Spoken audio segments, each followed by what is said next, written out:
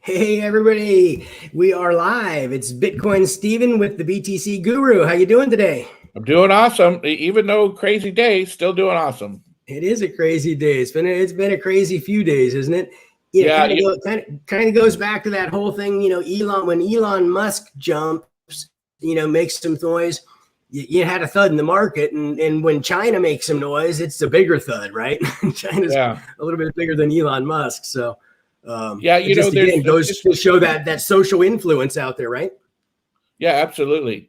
And and those, the beautiful thing is, uh, in this Bitcoin blockchain new era, that although what people say can affect things, and that's a lot to do with education, and that's why you and I are here. Right. The more educated people get, the more that stuff like what Elon said, which is completely uninformed, and actually not very smart. People will go, "This is stupid." And what's happened right now. As everybody knows, the Bloomberg all morning on their live show and been talking about the price of Bitcoin. They've never talked about Bitcoin so much ever. But because of, Right. it went down to 45. I watched it. I was awakened at 3 with I think something's going on, and I popped on my phone, and I'm just watching this price go down and down and down and down. And then when it hits 30, I watch the exchanges crash. Hey, I can't. I'm on the bulletin boards of people. I can't get to Coinbase. I can't get to Gemini. I can't get to Kraken. I can't get here. Can't get here. Can't get to Binance. What's going on? Prices. It's falling. It's falling. All this stuff. But then the good part is the people that have been around a little while say this is nothing. Compared to the past, this is just like a few years ago. This is like the storm before the storm. So these are like the pre-waves in the ocean that's coming, and the storm is coming. And when I mean storm, I'm talking about massive tidal waves of influx into Bitcoin. It's a positive thing.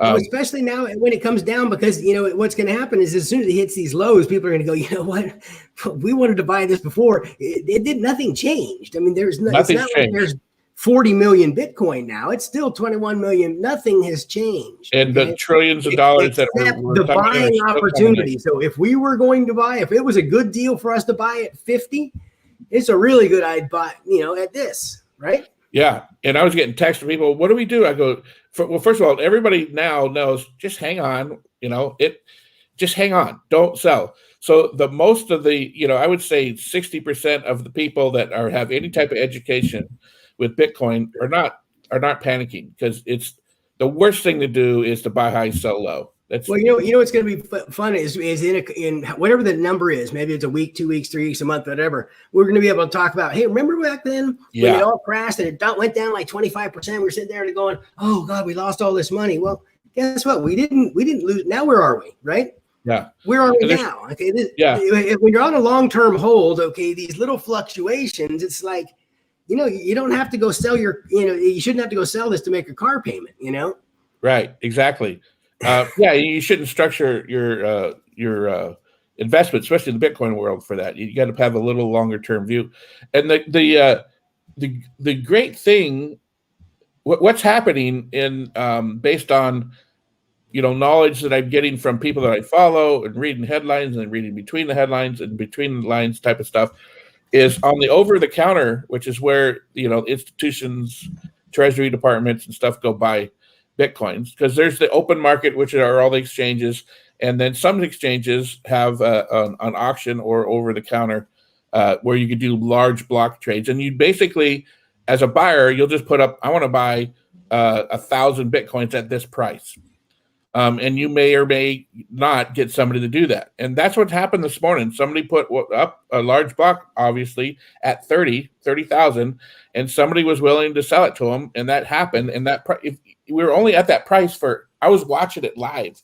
We're only at that price for about a minute and a half. It popped right back up to 36, 37, and it's kind of climbing up right now. Because somebody had a big buy-in there for that. Yeah, and based on the people that I listen to, the over the counter, which is the institutional buys, are flooding in right now. They can't keep up with it. which could be one of the reasons why the exchanges were down. When you have large price fluctuations, and if there's any type of automated anything, the exchanges go weird anyway. So that's what happened this morning. So they're all recovering right now, and that's okay. It's happened on Wall Street numerous times. Yeah, and then go. We could back up a little bit to Elon. Katie Wood, she's on Bloomberg right now, or was about a half hour ago, and she was talking about the energy consumptions, and she has a big forum coming up that they're going to talk about it. But there was a live broadcast of the largest miner in China and two of the largest mining organizations in North America, and they're all we use renewable energy for over 50% of our mining, which means they use solar or wind or something like that. And then the other stuff is they use the byproduct, like the largest mining operation in China, they use hydro for over almost 60% of their energy. Yeah. And so they're only taking 40% out of the thing, and the 40% they're taking is what's being fed back into the network anyway.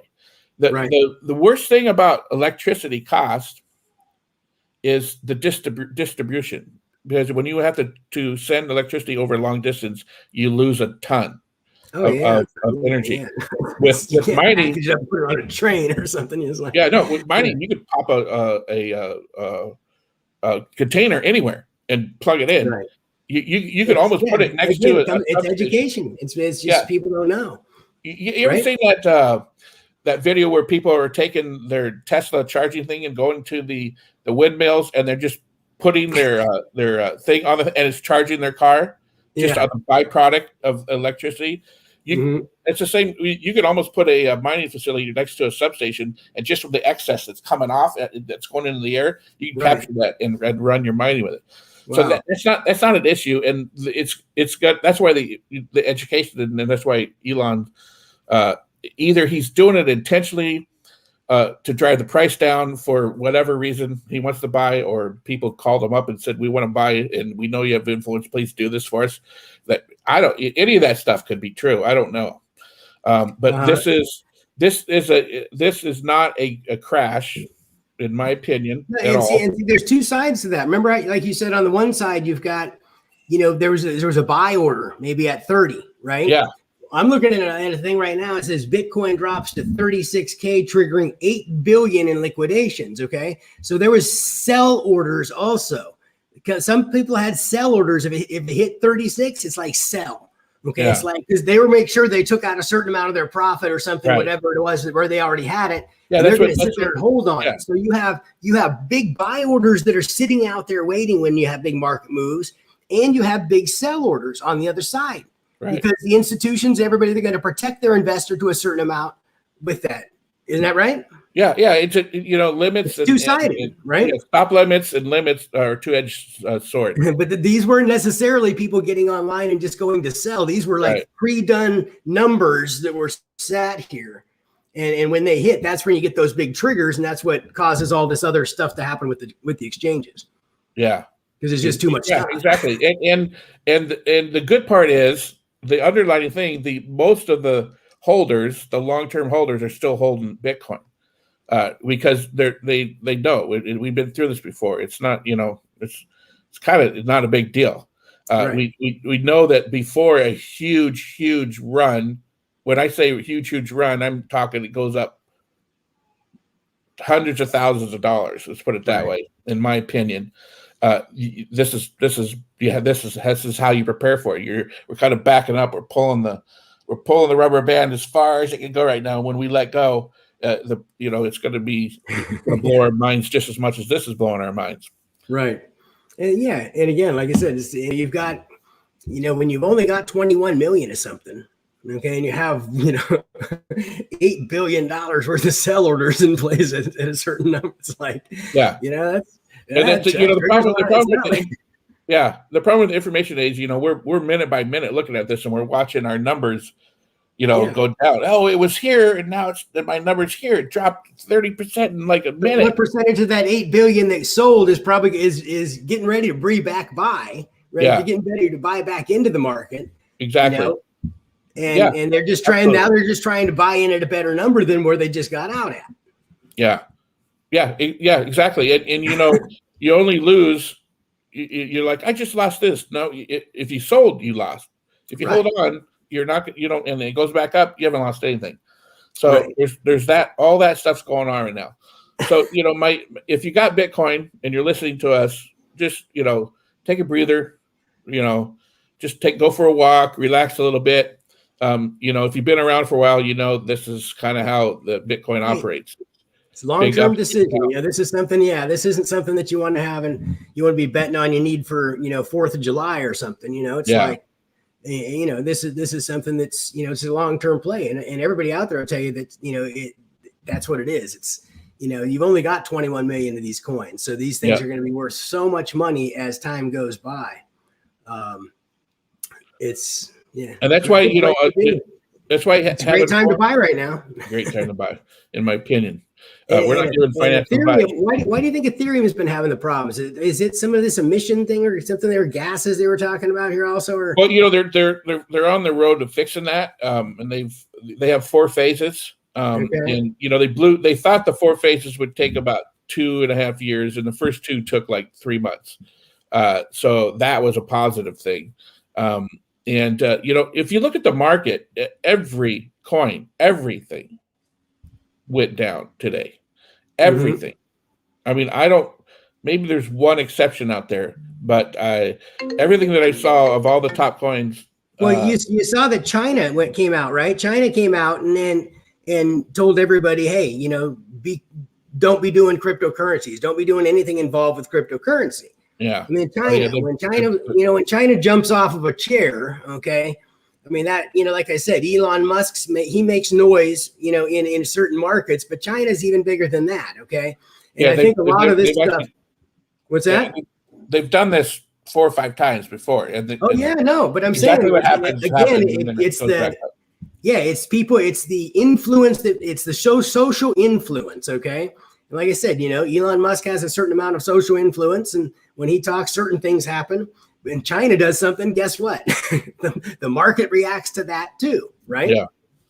But you know what? Us, you and me, and all the thousands of millions of us out there, we also have social influence, and we can influence it by continuing to educate ourselves. Just hang tight. Hang tight. Yeah. The world's not coming to an end right now. No. Okay. What it is if you got more money, it's a great opportunity to come in and buy some more Ethereum and some more Bitcoin and all these things right now. It's just, if you believe in the market, nothing changed. Okay. Nothing changed except buy orders and sell orders maybe were in there and people started to panic. Okay. But that's, at the end of the day, 97% of the people follow 3% of the people. Okay. Yeah. That's, and that'll never change. Okay. Yeah, absolutely. Two interesting things. I was talking to somebody yesterday or Tuesday. Yeah, that was yesterday. About they're like, oh well, Bitcoin's so expensive. For it to double, you'd have to go. This is when it's up. Have to go up to $80,000 or $90,000. Well, now it only has to go back to where it was before, and you're doubling your money. So that's interesting. That's one interesting point. Yeah, back to where it was before. And I'm doing this study right now because there's something in this, and when I get this study done, I'll present it to everybody here. But if you denominate everything in Bitcoin and compare the altcoins and stock investments and Bitcoin value, a Bitcoin always wins. It's always outperforms even the alt stuff. Now you got these peaks and stuff that looking back, you're like, oh, if I would have bought there, I could have bought there, I could have 1,000 times my money. Well, looking back, it's really easy to do that. At the moment when that's happening, you don't know how low it's going to go. You don't know how high it's going to go. And if you hit it on the peaks, on the low peak or high peak, you're lucky. A lot of us think that we're smart enough to where we can day trade. Okay, and we're gonna go play in those big peaks and valleys. Okay, yeah. And I can tell you, I had a good friend of mine that I grew up with, and he ended up owning a car dealership and sold a car dealership, and decided to get in and start day trading, and within like 3 years he had to get a job. Yeah, okay? Yeah. And he's a smart cat, man. He's a real smart cat, but. It's like that's Bitcoin is like it goes up and down, but unless you're day trading, it doesn't matter. Right. True. Doesn't And matter. if you take, because the U.S. dollar is just crazy, and there's so much inflation going on, and they're talking about, they think there's going to be massive deflation coming up, and who knows if that, we're not in control of that, and there are people that are in control of that. So that's one thing. If you just look at the charts and take the dollar out and put the Bitcoin as the base, you'll see these altcoins as they cross over and go under their Bitcoin value. There's a pattern there. It's predictable, and Bitcoin always outgrows them in the long term. And I want to show this on charts like hardcore evidence. I've seen it anecdotal, and I've seen it in the little studies I'm doing, but I'm not all the way through it yet. But when I do that, I'll present it because I think it's going to be fascinating. Yeah, it really is. It's like I said, it's just crazy. Again, I saw something here just recently. Again, when people were talking about market influencers. There's a guy, Barstool Sports. He got a pretty big. Dave Portnoy. I follow him. He's great. Yeah, so he just did. He just said he bought $40,000 worth of Safe Moon, which I think I'd mentioned to you before, and I guess now Safe Moon's starting to rock. Yeah, okay? and so that's another one of those things, and that's one of those things that like costs like 0.0000 something. Yeah. Pretty cheap, right? Yeah, and they got an interesting slant. I've been studying more since you brought it up. If you go and sell right now, you actually pay a penalty for selling. So they have incentivized built into the blockchain for people to hold it. Okay. And what function it does, I'm still walking through that. But I watched this little funny press conference. He's like, I'm going to pick, he used the term shit coins. He had his, how when people sign and go to a college, he had all their hats in front of him. And he would put on the dog coin. Is it dog coin hat? No. Is it Litecoin? No. And he went all the way through, and then he put on the Safe Coin hat and said, I'm backing it, and said exactly what you just said. It was rather interesting. Yeah. So and again, he's got a big platform, right? Right. Yeah. Millions. Yeah. He's got a big platform, and he's moving the market. He's moving the market. And he's impressive. He took a newsletter to a college gambling newsletter and made it into $1 billion company. That's amazing. Just by brute force. Yep. Impressive. I mean, he's done an amazing job. I listened to his what is it, foreplay or something like that? The golf podcast that they've got. I love it. I mean, it's a little off subject, but he has a pizza review that he does. He's been doing it forever. It's called One Bite. He has an actual app called One Bite app where he goes and reviews. He loves pizza. It's all started in college. It's basically the four food groups in college is pizza and beer, basically. Right. And so it's caught on, and he's actually helped a lot of pizza places even during COVID. And he put a fund together. Mark Cuban and him actually did it together, and so did the guy on MSNBC, The Prophet. I forget his name, Lemon or whatever. Yeah, I know. On that show, he helped. He partnered with Dave, and they helped a lot of small businesses during COVID of helping pay for their payrolls while to keep them alive during this time. It was a great thing. A good guy to follow. I recommend following that stuff if you like sports and stuff like that.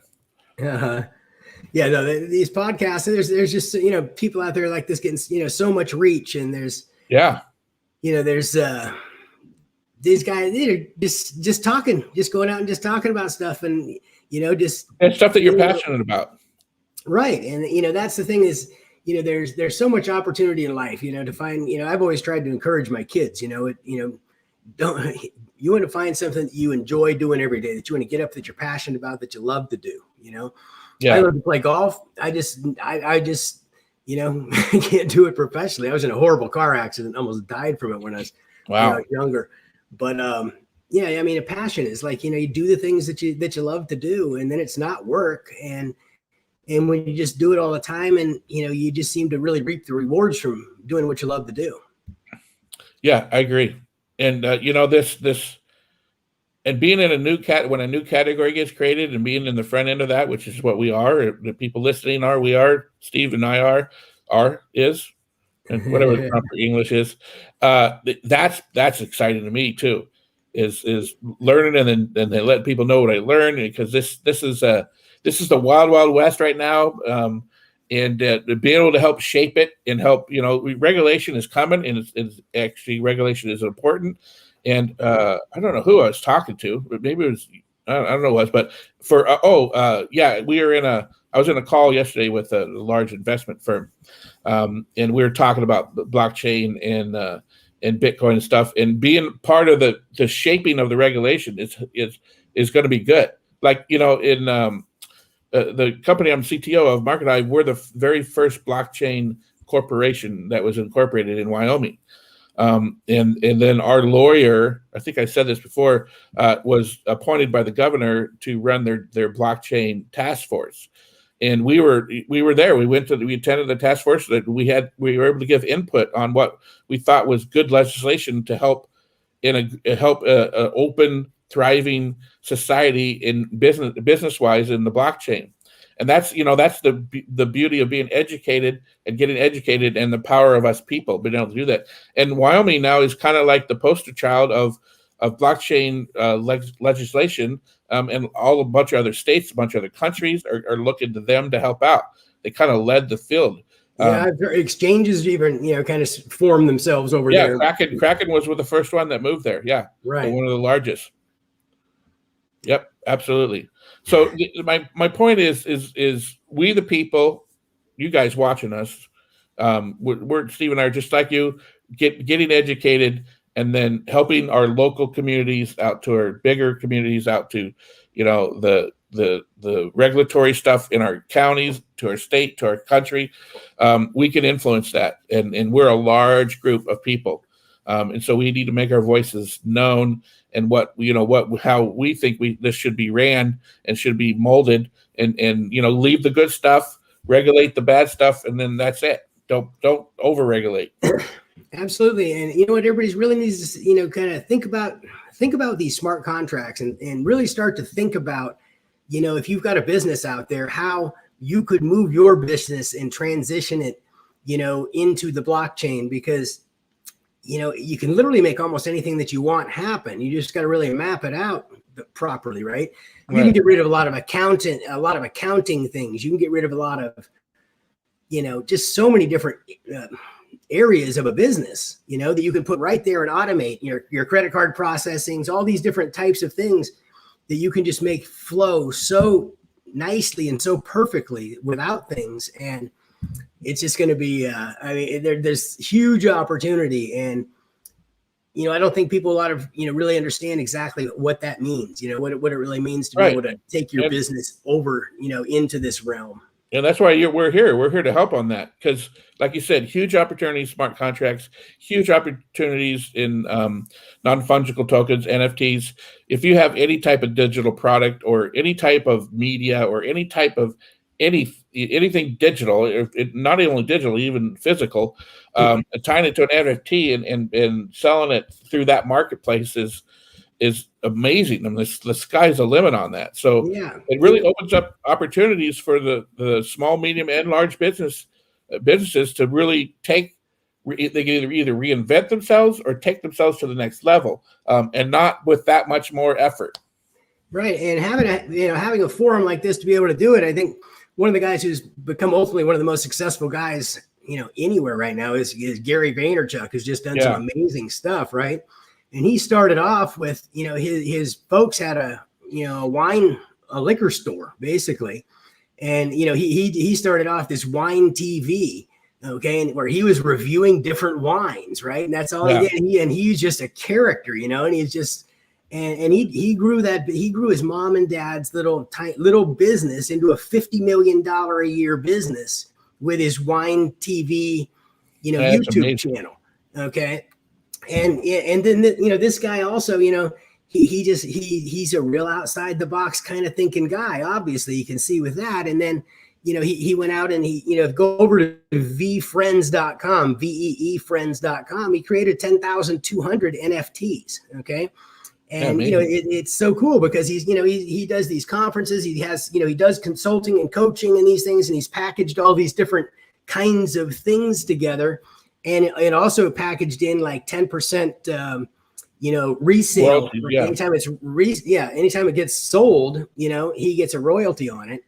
And like the new franchise business is going to be blockchain, smart contracts. I mean, it's just so cool. So it's kind of like, whatever you can really imagine, you can literally kind of create here. And it's just and it's not, I always go back to the time when, when I had one of my biggest success. I mean, I had 5 physical offices and 300 physical people that I had to come to work all the time. And you look at the cost and the infrastructure that it took to, before I could even go into a place, you've got to lease the place, you've got to do all the phones, you got to bring everything in, you got to do all of this stuff, all of this capital expenditure before you can do anything. And it's like, now it's like, you can just go, okay, yeah, that sounds like a great deal. Boom, we're in business, know?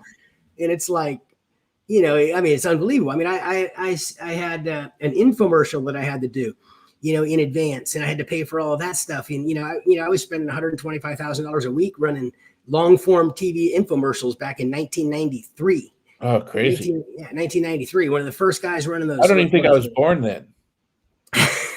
I'm joking. It was crazy, the stuff at how things have changed,